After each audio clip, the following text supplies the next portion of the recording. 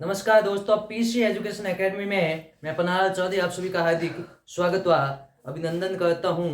आज की ये क्लास हम विद्युत धारा पर लेके आए। ये अंतिम क्लास है। इसमें आज पाठ का समापन हो जाएगा विधिवत रूप से। तो विद्युत है धारा, पाठ संख्या 11।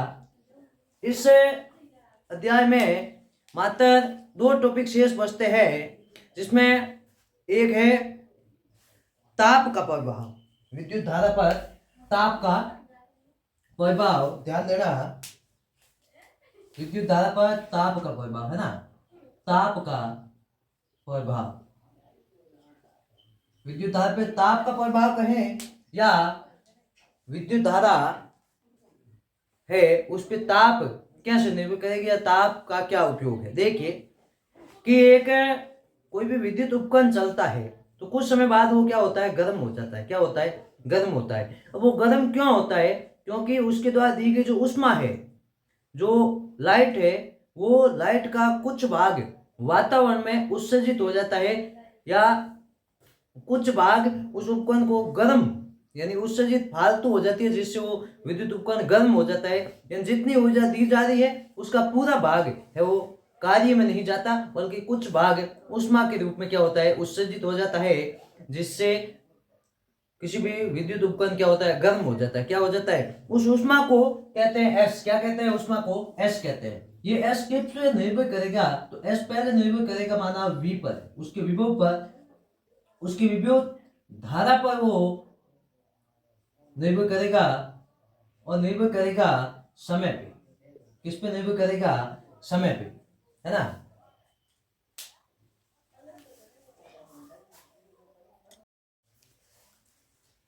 तो आगे निर्भर करेगा समय पे, है ना। वो उष्मा है, कितना विभव उत्पन्न हो रहा है उस विभव के समानुपाती होगा, कितनी धारा उत्पन्न हो रही है धारा के समानुपाती होगा, और कितने समय उस विद्युत उपकरण में विद्युत धारा बह रही है उसके समानुपाती होता है। तो आपका फाइनल जो सूत्र बनेगा वो ये होगा कि S बराबर होगी वी आई टी। ये आपका पहला सूत्र, ये आपका पहला सूत्र हो गया कि H बराबर वी आई टी, वी विभव, आई धारा, टी समय। अब यदि हम ओम के नियम से देखें तो V बराबर आई आर होता है। ओम का नियम यही होता है।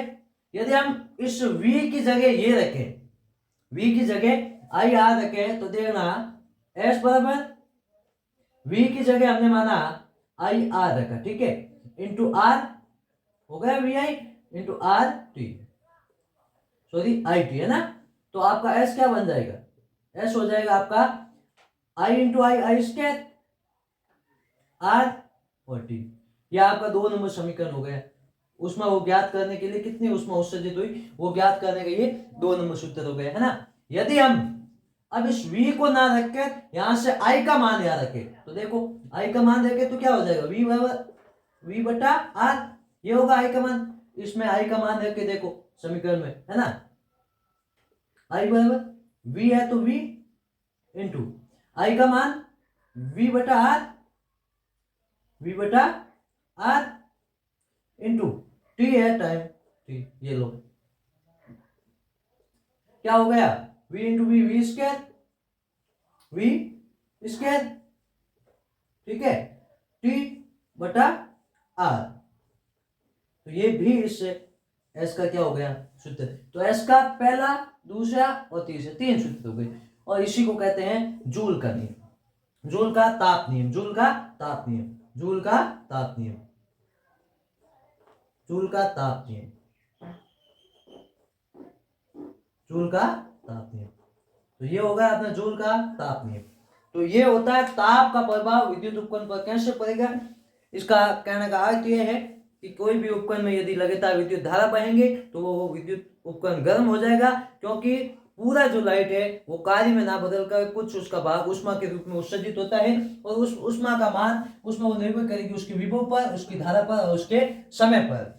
तो S बराबर हो जाएगा वी आई टी, जिसका अन्य सूत्र हमने ज्ञात किया S बराबर आई स्क्वायर आर टी, और इससे भी अन्य वी स्क्वायर टी बटा आर। तो ये होता है ताप का नियम, ये होता है ताप का प्रभाव, और इसको कहते हैं जूल का नियम। तो जूल का नियम कहता है कि ऊष्मा है वो विद्युत धारा के वर्ग के समानुपाती, उसकी जो प्रतिरोध के समानुपाती, समय के समानुपाती, जबकि उसके जो विभव है विभव के भी समानुपाती। ठीक है ना, ये कहता है जूल का नियम, ये कहता है जूल का नियम कि धारा के समानुपाती, समय के समानुपाती और विभव के समानुपाती। तो ये अपना है ताप का प्रभाव किसी भी विद्युत उपकरण पर। अब एक अंतिम टॉपिक बचा है विद्युत शक्ति।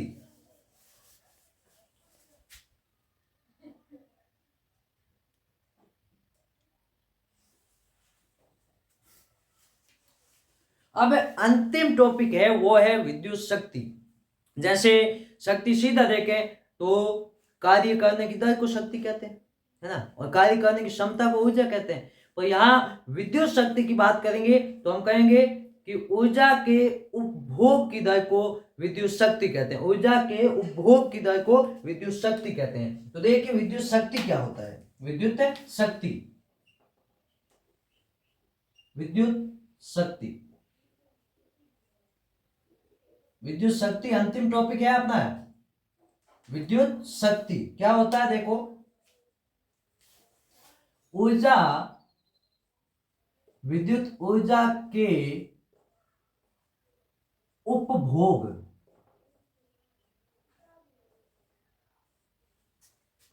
उपभोग, विद्युत ऊर्जा के उपभोग की दर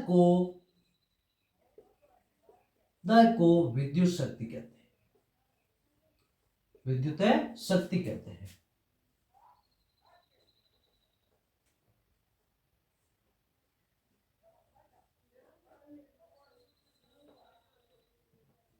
देखो ऊर्जा के उपभोग की दर को क्या कहते हैं, विद्युत शक्ति कहते हैं। ऊर्जा के उपभोग की जो दर है उसे विद्युत शक्ति कहते हैं। वैसे कार्य करने की दर को शक्ति कहते हैं। या ऊर्जा है, विद्युत है तो विद्युत एक प्रकार की ऊर्जा है, तो विद्युत ऊर्जा के उपभोग की दर को शक्ति, विद्युत शक्ति कहते हैं। यहाँ पे विद्युत शक्ति को दिखाया जाता है, व्यक्त किया जाता है P से। किससे किया जाता है, विद्युत शक्ति को P से व्यक्त किया जाता है। इसे P से व्यक्त किया जाता है, P से व्यक्त किया जाता है, व्यक्त किया जाता है।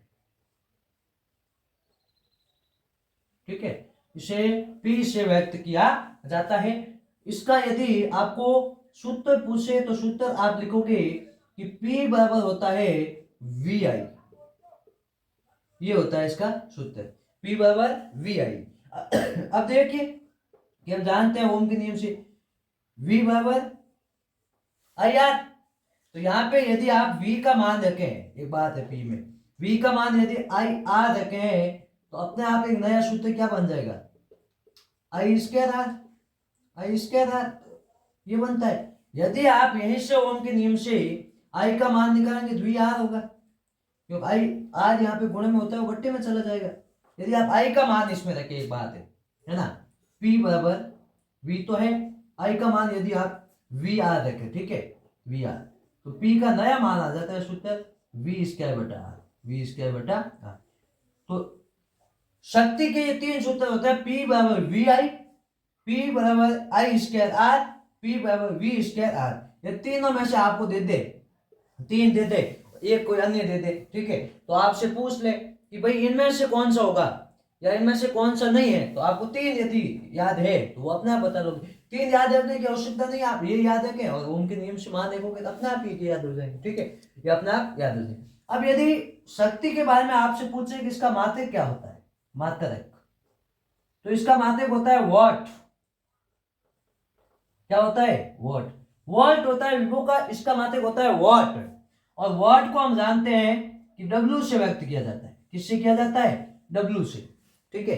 अब आपसे पूछे कि 1 किलोवाट का मान है, 1 किलोवाट का मान, 1 किलोवाट में 1000 वाट होते हैं। कितने होते हैं, 1000 वाट। अब आपसे 1 किलोवाट घंटा का मान पूछे तो 1 किलोवाट में यदि 1 है, 1 किलोवाट में 1000 किलो, सॉरी 1000 वाट, और 1 घंटे में सेकंड हो जाते हैं 3600।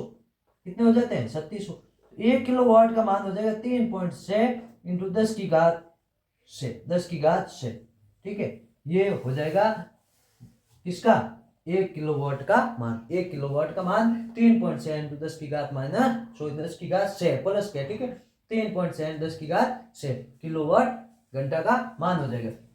एक आता है एक अश्व शक्ति, एक अश्व शक्ति जिसका मान होता है 746 वाट, 746। ये भी एक विद्युत शक्ति मापने का क्या है, मात्रक है। 1 किलोवाट को यूनिट भी कहते हैं, यूनिट। एक यूनिट का मान पूछे आपसे तो आप कहोगे 3.7 10 की घात से 1 यूनिट का मान है। तो ये है अपनी विद्युत शक्ति। पहले मैं बताऊंगा कि विद्युत शक्ति कहते किसे हैं। ऊर्जा के उपभोग की दर को विद्युत शक्ति कहते हैं। इसे P से व्यक्त किया जाता है, सूत्र बराबर P बराबर VI, P बराबर I स्क्वायर R और P बराबर V स्क्वायर R। ये होता है विद्युत शक्ति का मान।